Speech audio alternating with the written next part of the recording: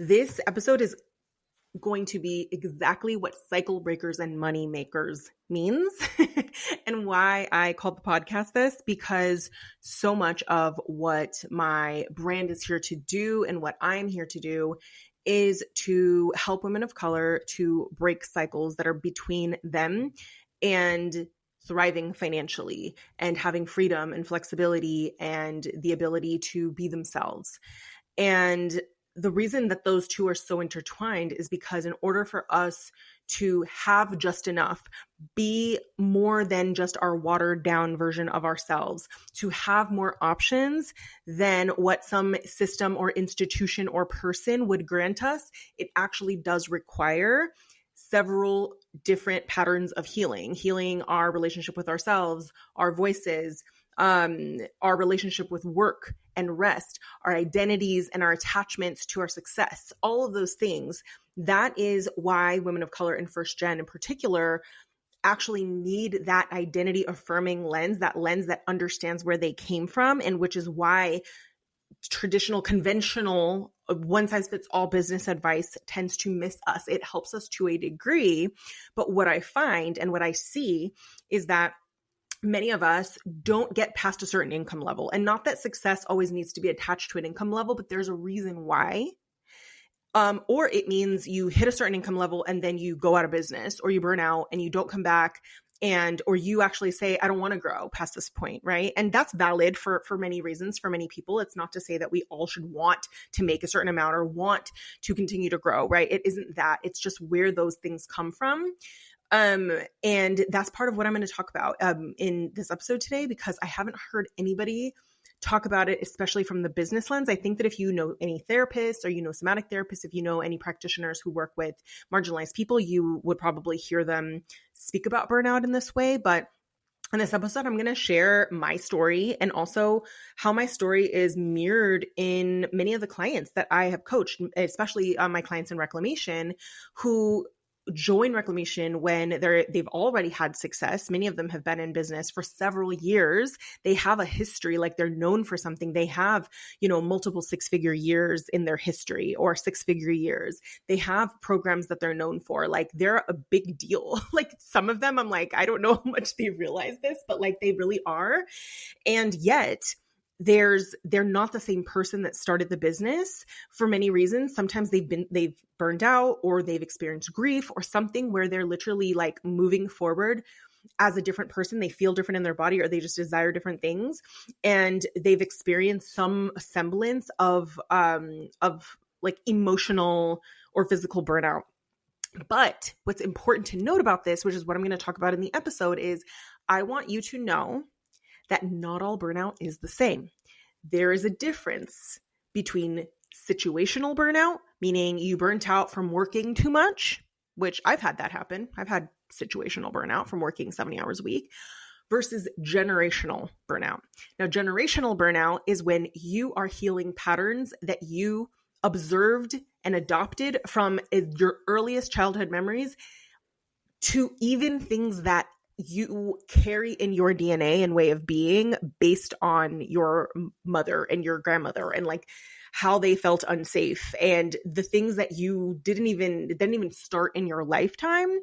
And when you speak to anybody who works in the healing, in any sort of healing modality, working with marginalized people in particular, they're already aware of this, that like trauma can get passed down to 3 generations, meaning that things that your grandmother experienced can get passed down to your mom and to you.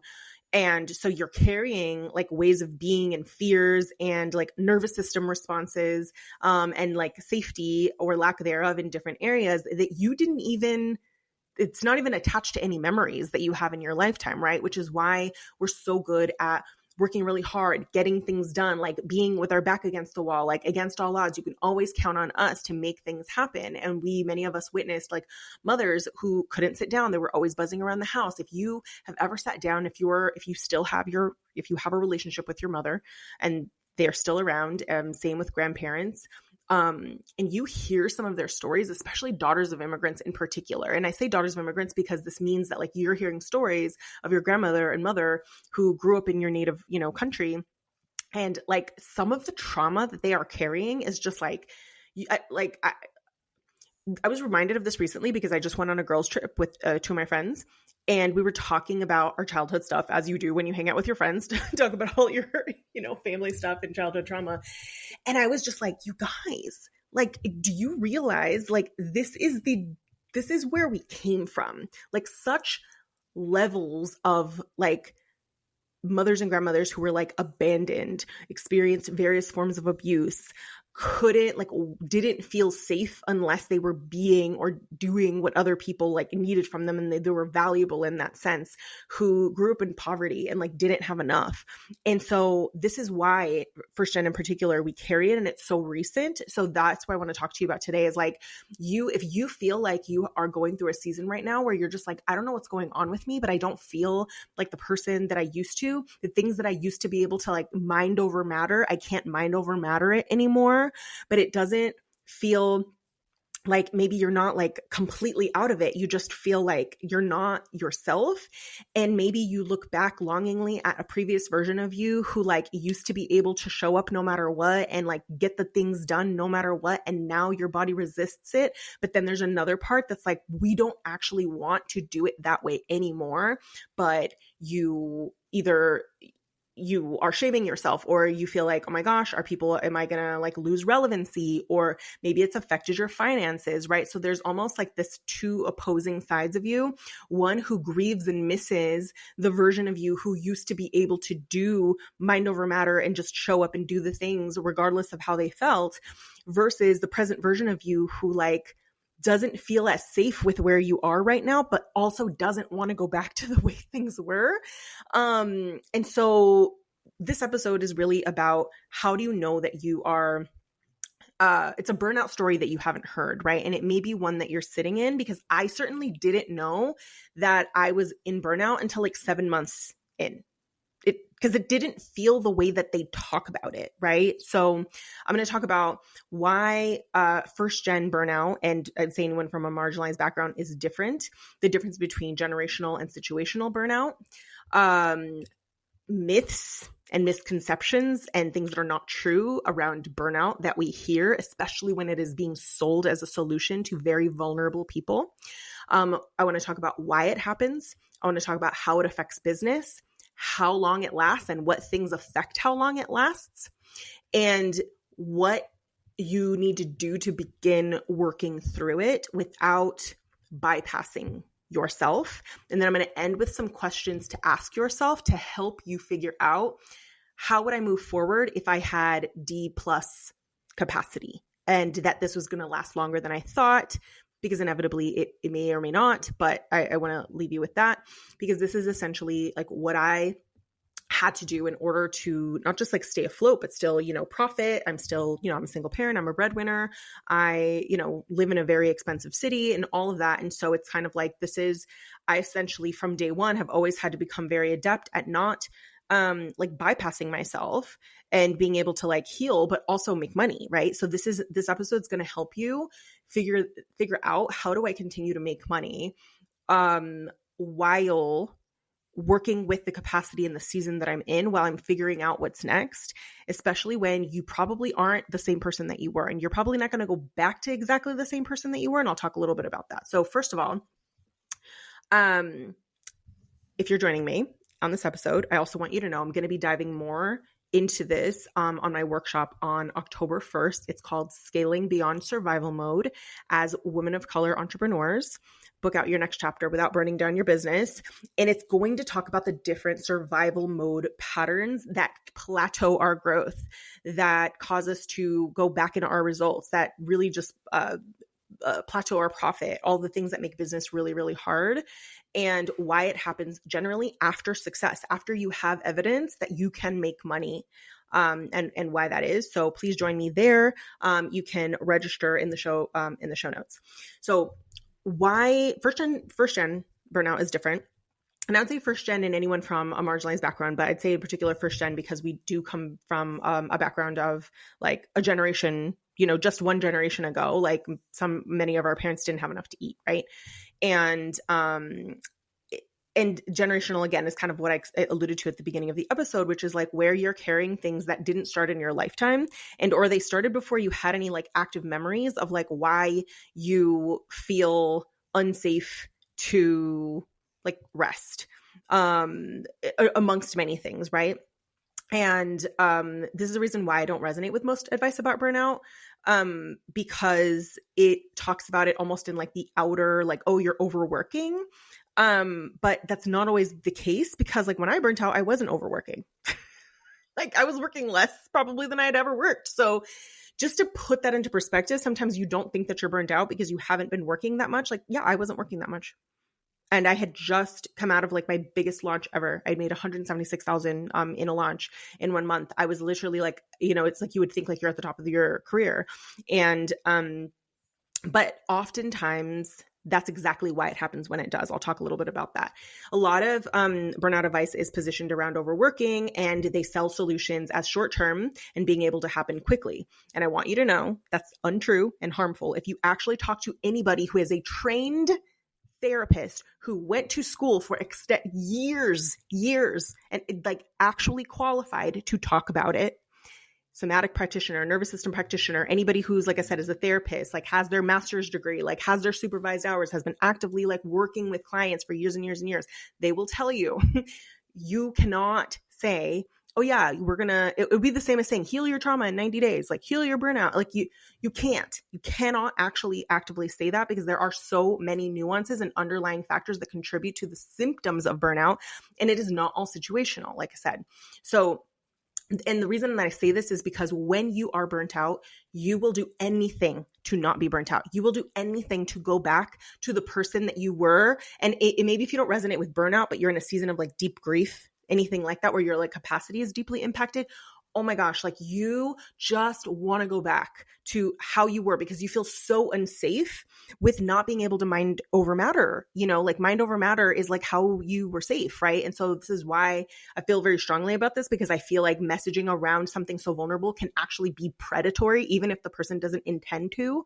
But it is not true. And anybody that actually has studied this and gone to school for this will tell you that it is so much more nuanced. So part of what I'm going to talk to you about today isn't like, hey, you're going to like heal your burnout.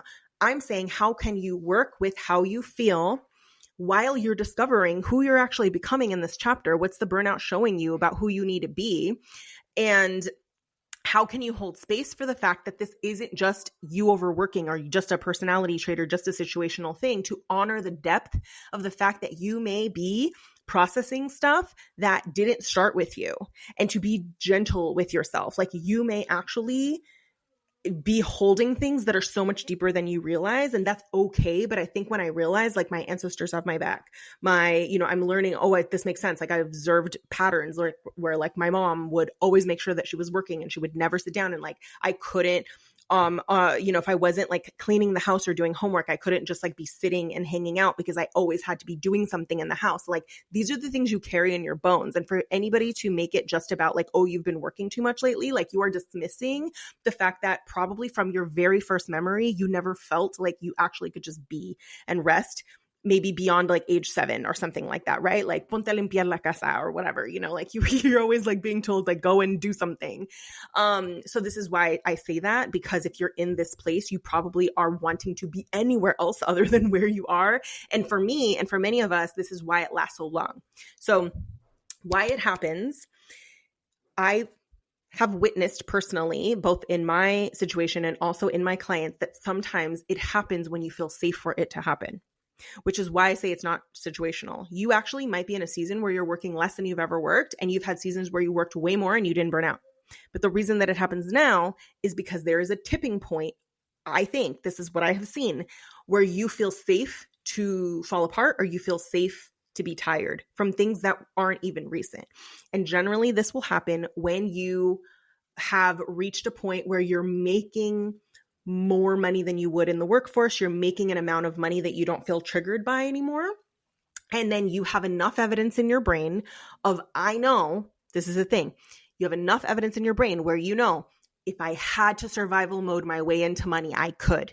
If I had to do what I had to do and I had to make more money, I could. in the moment, you're just like, okay, like this is feeling really hard. You have a hard time accessing your creativity. You're resisting things, but because you have enough evidence of your money making ability, you will resist it because you actually need the safety to kind of fall apart a bit and let go of these old patterns that are not supposed to come with you. And that will happen. Like you will just stay in this like high performing state as long as you need to be. So basically, and when you feel safe to not be, then that's when this part finally can rest. But until then, this survival part, we're going to say the survival part that we all have is your role self. So your role self is the part of you that you trained very well. It was the one that, had to play a role, had to be who other people wanted them to be, or had to be whoever they needed to be in order for you to be safe. So I call mine clipboard. So she's clipboard. She walks around with a clipboard. She's like, all right, what are we doing? What have we done lately? Okay, like, what are we doing here? Okay, that's not good enough. Like, yeah, okay, you did that. That was a win, but who cares? Like, what does that mean about moving forward? Like, we need to get to work. Like, what are we doing? And it's like, this is the part that kept me safe, right? And many of us have a role self. When you think about who did you need to be growing up? Who did you need to be in college, in the workforce? Who did you need to be for other people in order for you to be safe, successful, seen, or at the very least, left alone, depending on your upbringing, right? So clipboard ran my life. Even when I was successful in the workforce, even when I was a marketing director, like clipboard was still there because clipboard, my role self still like it does very well in structured environments. And clipboard didn't actually start passing the baton until I made so much money that I was like, I remember leaving myself a voice memo after that launch. And I said, you're never going to have to worry about money again. Like I said it to myself and I believed it. And then when it became so much harder for me to like show up because then the burnout hit, it's because I know that that's still true. Like I know that I'm never going to have to worry about money, even though there were times that I was worried about money. But it's just like there was a flip switch in my brain where it was like, you actually are going to be fine. And if it was down to you and your back against the wall, like that you would figure it out if you absolutely had to. But since you're here, you worked so hard to get here. Slow down and let's figure out what parts, what behaviors, what habits, what beliefs we actually want to leave behind now that you have created this safety, now that you have created this belief in your ability to make money and have your own back and provide for yourself. That's why it happens after success. Okay. So this is why oftentimes when you're here, you'll look back and you're like, I used to be able to do this. I used to be able to that. And you're like, oh, you might be comparing yourself to a version of you from a certain year, like maybe a bigger year in business or a season or a launch or something. And you're comparing yourself and you're just like, how can I just not get back there? And that is when people generally start to freak out because the role self, in my case, clipboard, all of a sudden can't show up to the table they're trying to, but there's another part that's like stopping them, which is a part that you worked really hard to build, which is your higher self, which is your ideal self. And this is a season of baton passing, essentially. It sucks sometimes when you're in it, this baton passing season. It's almost as if you think about if you had, think about it in like the movie, The Devil Wears Prada, when like Glenn Close was just like, who Glenn Close was. And she's just like, if you ever see this movie, and everyone was scared of her, right? Miranda, she was Miranda in the movie. Everyone was scared of her, but the company was doing really well, right? Imagine if someone else tried to come in, because that actually happened in the movie, right? And it was like a softer person and she like didn't want this person to take over. Imagine if a softer version came and tried to take over, and that part, that role self, that harsh self that was very critical and got things done was like, who are you? What are you going to do? Come over here and run my company? Like, you're crazy. I'm not going to let you do it. That's what happens. And so they're going to stay in control until you have enough evidence that another part can lead. This is why it happens after success. So the way that it affects you in business, when you have a form of burnout hit you, and it'll feel like resistance, it'll feel like different things, is you oftentimes will stop marketing in ways that make you feel exposed because you don't feel like your normal self. It's almost like, it's it's almost as if like an animal was injured. It wouldn't want anybody to see it. It's like, you're just like, I can't like, so anything like face to cam, things like that start to feel harder. You also generally will know that you're here because you will have money making opportunities right in front of you and you won't take them. So something that I will hear my clients say is, oh, someone who I know like works for an organization and they literally said that they're looking for my work and they've asked for me to reach out with a pitch deck because they want to talk about collaborating with me and me possibly doing a workshop or coaching their people. And like, I haven't sent it to them and they know that they could, and they just don't do it. Right. So not following up, things like client renewals, when you used to be on top of it, you're not anymore. You'll slow down on marketing in general. You may postpone a launch. Like, it's things where you know that you could make money, but you're just not. And it's like your body is kind of slowing down, being like, wait. Like, let's just see what's happening. And it may look different for you, but it tends to be like knowing you could do something, but then you don't do it because a part of you is trying to protect, your capacity. Now, when you're here, in terms of how long it lasts, this season can last a while. I've been coaching clients who are a year and a half into this process, right? And they're kind of in a season of like reinvention. For me, it lasted about a year and a half. It's kind of hard to know when it started and when it finished, but I would say like my burnout probably lasted a year and a half. I'm coaching people who've had like almost like grief burnouts, like grief related burnouts, not necessarily like overworking, but they experienced grief. And so now they are almost like figuring out who they are now through this grief, and they can't go back to who they were. So it could be for both reasons. But how long it lasts is, it lasts as long as you resist it.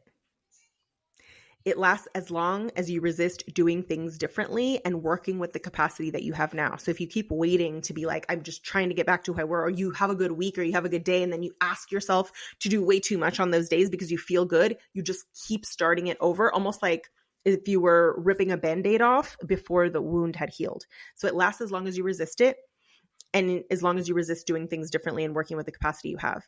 It lasts as long as you shame yourself. Okay? And shaming can look like comparison, because comparison is just it's shame with like a neat little jacket. You know what I mean? So comparing yourself to past versions of you. It lasts as long as you keep it to yourself. So if you are talking pleasantries, if you're just trying to like be like, oh yeah, but it's fine, and like not really letting people know, like, you know what, like I'm not okay. I don't feel like my normal self. Or if you're going and you're getting coached and you're getting coached on your actions, but you're not actually being coached on like, why do I feel like a different person? Like I just can't get myself to do this. Or you need the support. You need a certain type of different support in the season and you're not getting it, right? So it lasts as long as you keep it to yourself. And here's some questions to ask yourself. Like, if you're here, what if D+ is my new capacity? It won't be, spoiler, but what if D+ is my new capacity? Another question is, what if it takes 3 times as long as I think it will take? It won't, but what if it does? Because that kind of gets you out of the, oh my gosh, I feel good today, like let me hurry up and rush it. Or like, when the hell, like you can't just like wait necessarily either. Like you kind of have to figure out another way of being in the meantime. So what if it takes 3 times longer? And what if there's no going back to who I was, because who I was not sustainable for where I'm going? Who I was not supposed to come with me, right?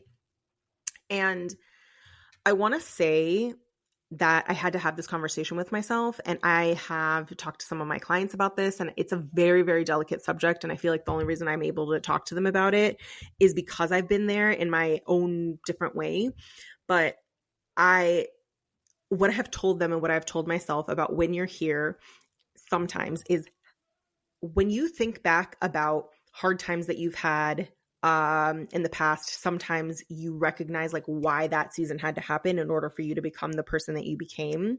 And even though at the time it really sucked, you understand why, because we don't become a different version of ourselves or evolve when things are working well. We only do that when we're forced to, because something isn't working, or we can't revert to patterns of behavior or thoughts that we used to have. Right? So a question that has come up for me when I've been coaching myself through this, or even when I've been coaching my clients, is, how else was the universe supposed to give you what you asked for? Sometimes what you're doing is you've been working so hard, you are growing your business, you're showing up, you're sitting in discomfort to grow this business, right? And sometimes what happens is we're calling in and we're saying, this is the life that I want. This is how I want my life to be.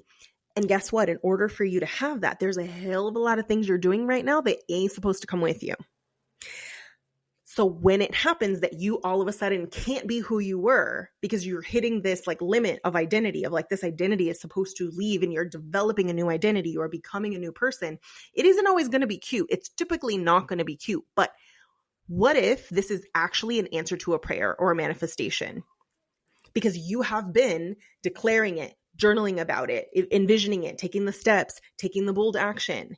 And in that process, parts of you are going to have to fall away. Okay. And sometimes the package sucks. The package of your delivery of what you've been working hard for sucks in the moment. But I promise you in so many ways, especially when you're just like, I can't go back to how I was. There's a version of you who's like, I actually don't want that. I'm trying to figure out a new way forward, right? You have to become a different person. That is essentially what it is. I've realized that recently where I was just like, there's just certain things that I'm telling myself about that I've said it in the past. I'm not like, oh, my life is so hard because I'm a single parent. My life is so expensive. It's so much easier for other people and like all these things. And like, oh my God, there's always something going on and like why it's so hard for me to run my business and why it's so hard for me to launch. And I just was like, something's happening in my life right now that I'm not talking about publicly, but this thing that's happening in my life that I can't do anything about, that's just there and I have to deal with right as I'm going into a launch season. I was just like, oh, the universe is showing me I cannot possibly run my business thinking that I need to have ideal circumstances in order to market and sell. Like I can't. That's not sustainable. You have to become a different person now, Mariela. You have to become a person who can handle those things and not shove your feelings in a box, but what would it look like for me to go through hard things in my life? What would it look like for me to feel slightly burnt out or having a difficult time accessing my creativity and launch and serve my clients and do the best job that I can, right? So sometimes we have been fighting for a version of us that we've been more than we've been fighting for who we're becoming. And sometimes that's what it is you're in a season where like you're not supposed to go back, right? So what to do? So what to do from here? Like I said, I'm going to have a workshop on October 1st where I'm going to go into more of this into detail on how I like deconstructed my business to identify what I needed to focus on if I had 25% capacity. It's how I was able to have a 6-figure launch in March while I was on the tail end of my burnout, but I was still very much in it. It's how the beginning of like my 2.5-year booked out streak with private coaching when I was doing mostly private coaching began when I was in a season of deep grief. Right. And like releasing an old identity. It was a season where I went from like 7 to 10K months to consistent 20K months and like maintained that for years. It was because I was in a season of where I had to let go of like a very powerless identity, I would say, right? So there's a lot of this is happening for you and it's showing you. And again, I don't want to say it's happening for you in a dismissive way, or in a way that doesn't honor like the emotions that are coming up and bad. It's not that the bad thing happened. Let's say if you went through grief for you, it's not that. It's more that like sometimes we're being shown something about us and a way of being that like we aren't supposed to bring with us. And we're just supposed to show ourselves tremendous compassion and grace. This is a season for shedding shame and self-criticism and judgment and having patience with ourselves, right? As we become this new version of us that we're supposed to become, right? So questions to ask yourself if you are here, like from a practical perspective, these are kind of like business related questions. If you genuinely are asking yourself, how do I actually do business right now in this season of recovering from burnout, of grief, of reduced capacity, if D plus capacity, right? Like, how do I actually do business? How do I keep making money if I genuinely have a hard time getting out of bed some days? If I have a hard time showing my face sometimes, like I got you. I have y'all. I have been there. Right. I feel like throughout my business, I felt like not good more often than I felt good. And you would never think that from the outside looking in, but like, because my business has been such a catalyst for my healing, I asked for this. Like I signed up for this. I knew that my business was going to be a vehicle for my healing. And therefore I've had to figure out how to do that without like cutting out all of my profits, right? So sometimes you'll hear people being like, oh, like I burnt out from my business and now I make less money and I'm so much happier. And I'm like, yeah, I don't resonate with that. I need to make money. Like I don't have a husband that's going to pay my bills. I don't have like income from somewhere else. Like we still got to make money. Okay. So if there's anything from me, talking to me and working with me, I still very much live in the real world of like, we need to make money though. We need to make money. So this isn't going to be like, honor yourself, slow down, like let yourself. Yes, it may affect your income. It may, right? It may. But we're going to have to look at like, okay, what are you actually in danger? Like, what are your options here, right? So number one question, ask yourself, if you are thinking about moving forward with a fraction of your capacity, is who have been my most ideal, valuable clients? The ones that refer people, the ones who work with you multiple times, the ones who are your best success stories. What makes them ideal? And then I want you to envision those clients in your front row when you are creating content, and I want you to speak to them. Like, what did they say in their applications? What are they saying like in your, in you working with them? Like, what is it that made them successful? And I want you to envision them in the front row, because oftentimes in these seasons, what we're doing is like, because our energy feels split, it's like, I actually want you to think about your best people, because those are going to be the ones, like I said, that are probably the easiest yeses are going to be the ones that bring in other people. So like I literally did this in my own messaging, where I had to realize like I need to elevate who I'm speaking to so that I can actually call in the person that's the most ideal, who, for my offers. The second thing is, what vehicles feel the most sustainable for you right now, marketing wise, and how can you drive your audience to those channels? So to give you an example, when I was going through the thick of it, I found it harder to show up on channels that made me money. For me, it was Instagram stories. I barely ever posted to my feed. For most years, I posted like 3 or 4 times a month to my Instagram feed, and I didn't market in other channels. But I used to, for years, was able to show up on Instagram stories. I loved being on there. Everybody joked that they always knew what I was doing because I would post everything to stories. Granted, it was the pandemic. I was lonely. I was raising a child by myself in Oregon without like family there. And so, yeah, I was on stories all the time. That's how I made money. But when I was in burnout, I literally I felt like freeze and I couldn't do it. So then I had to then start shifting my audience over to my podcast and my email list, right? So that might look different for you versus Instagram stories, where you're doing all this work and it expires in 24 hours. So I started to think, if I'm going to do all this work, how could it be evergreen? If I'm going to sit down and talk in stories, how can I maybe record a podcast episode instead and then repurpose the podcast episode to my feed? It's better impact. It's going to have better reach. People are going to be able to see it far after I ever post it. So I started to be like, what business model changes is my burnout showing me that I need to make? What marketing changes is my burnout showing me that I need to make? Okay. So if you look at it from this lens of what is the burnout season or grief season showing you about what's unsustainable about the way you market, what's unsustainable about your business model, what's unsustainable about your relationship to your business, it will start to show you where this is happening for you and what it is trying to tell you. Okay, so that's another question, was what vehicles feel more sustainable for you and how can you drive audiences to those channels? Others, because this has happened with my clients, they realize there's certain offers that feel unsustainable. For example, one of my clients had a very low ticket group offer, and there was just a lot of like upfront work with like launching. They eventually launched a membership, and then the membership also requires audience growth and it requires constant launching because it's a volume offer. But this person also had a high ticket, high trust brand, meaning there were people who were like, take my money, right? Like, you are, oh my gosh, like starstruck by this person, wanted to work with them. They had this established brand. They now retired those offers and are now selling the high ticket offers, which works so much better for their season of life where they are right now. So the season of grief or burnout showed this person what they needed to do. And that's what we worked on together of, if this is how you were making money before, but what is that going to require of you in terms of your marketing? What's it going to require of you in the way that you do business? And do you want to do business that way? How are you going to have to do business to support this membership, to support this group program? Versus if you have a high ticket, high trust relationship with your audience and you could make, 6 figures, multiple 6 figures, not even having to launch, let's just do that. right? And that all just depended on this person's season of life, where what used to feel good, what they used to love, they no longer like, they're in a different season of life, right? And that is absolutely okay. But the hard season is what made us both sit with those hard questions and like work this out together, right? So just to give you an example, another question to ask yourself in this season is, how can you get more support in your capacity versus your actions? I think sometimes we want to get supported or coached or whatever in like, how can I get myself to do this and fix this? But what you actually need is support for your capacity and how you're feeling. So this might mean, if you weren't working with a therapist, it's time to work with a therapist. If you really weren't getting movement in and it wasn't part of your life, like now it's an essential part of your life. Time in nature, time with loved ones, things that you're doing outside of business that have nothing to do with business, like hobbies, time off, like trying to take weekends off, like treat that like your job. It may mean that in this season, you have to treat it like your job to take care of yourself and love on yourself and take care of your body and your nervous system, right?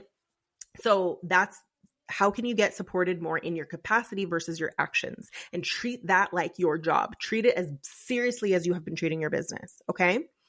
Another thing you can do, this is less a question and more of a thing that my clients have done. They've literally landed clients immediately. Like we were still on the reclamation coaching call and they're like, oh, got it. It happened. Was go back to your old clients and make them a custom offer.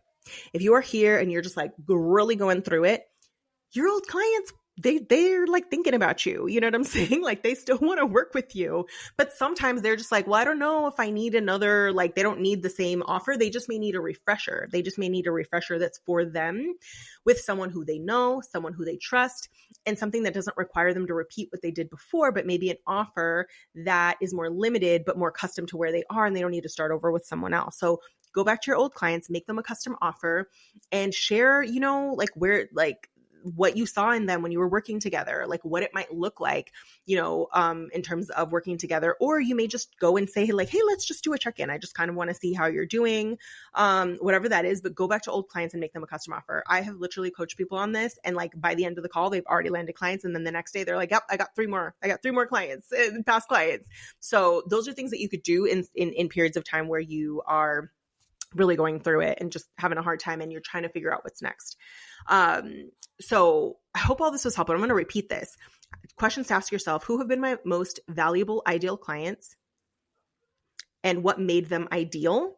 And what did they say in their like applications and calls? All of that. Like, what is it about them, and how can you envision them in the front row when you're creating content and marketing and making decisions? Another question: what vehicles feel most sustainable for you right now, and how can you drive your audience to those channels? Third question is: how can you be supported in your capacity versus your actions? Because taking care of the capacity will naturally take care of the actions. And then in terms of some things to try, go back to old clients and make them a custom offer. It generally is something that you can do fairly quickly. You don't have to like reinvent the wheel. And also I would say, like, what if you worked with where you are? Depending on what your brand is.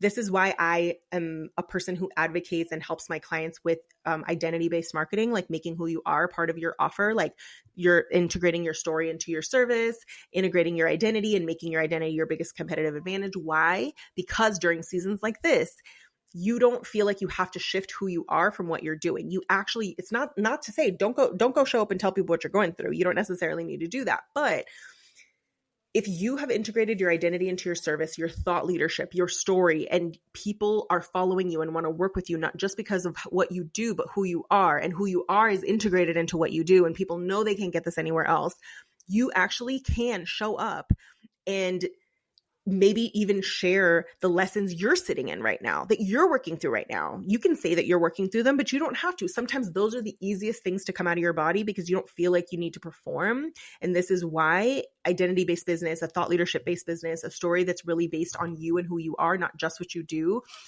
it's the payoff during seasons like this, where you actually can bring these things to the forefront, right? I'm doing it right now. I'm going through something in my life right now. My clients know, my friends know, but other people don't. And I'm working with it by being like, Where is it that I'm going through an iteration of something that I went through 4 years ago that my clients are also going through now that's basically growing pains? It's just growing pains. That's all it is. And the growing pains are showing you something needs to change. You need to change. You are ready to step into another identity. There's some things you need to leave behind. So I'm personally going through my own season of this, but I'm not afraid because I've been here before. Okay. And what's on the other side is so amazing. This is where a ceiling is being lifted, right? A ceiling is being lifted. Sometimes this is a big financial ceiling. It was for me. Sometimes it's a big ceiling in your safety where you finally feel like, I know that I'm going to be okay. Maybe this is a ceiling in terms of being able to handle things without, spinning out the way that you used to. All those things, there's a ceiling being lifted. Okay. So I'm going to be sharing more, like I said, in my workshops. Join me there because we're going to talk more about this and like what this actually looks like so that you can break past the place that you're in right now, continue to make money, but also figure out what is what is the season of life telling you, and all of the different kind of survival mode patterns that we are in business, where we were relying on a hustly mind over matter version of us. And that version of us is not supposed to come with us. But really like what this looks like practically and what you actually can do to not just move through the season, but also make a lot of money on the other side of it. Okay. Because at the end of the day, I don't want you to just feel good in your business. I also want you to continue to profit and thrive and grow in a way that feels good to you and aligned with you. But that you don't have to choose between feeling peaceful in your life and profiting, right? Because you don't have to, you just have to learn how to work with the season that you're in. And that's what I'll be talking about in the workshop on October 1st. And I want you to know that the reason that I'm sharing this is because I'm seeing that we hit these upper limits and we just need a little bit of extra love and care to get through those upper limits. I want more women of color to scale past just enough, and go into making more money than they ever thought they could make, feeling sustainable, profitable, to blow past anything that they ever thought that they could have made in the workforce, anything that they thought they could have made in their business. But in order to do that, we have to learn how to step into the identity that the season is requiring of us. If you're watching, my daughter just joined me in the room. And once this eventually goes on YouTube, everyone's going to see her do her cameo. It is a Saturday. I did not record this podcast yesterday how I was supposed to because life happened, but we're working with it. So, hey, baby. You can see yourself? Hi. Okay, we're going to say bye to everybody, okay? Is anyone watching this right now? No, they're not. I'm recording it, okay? Yeah, okay. I love you. All right. I was about to say, I love y'all. I do love y'all. And I will see you in the next episode. And I will see you at the workshop on October 1st. Register in the link in the show notes. All right. Bye, y'all.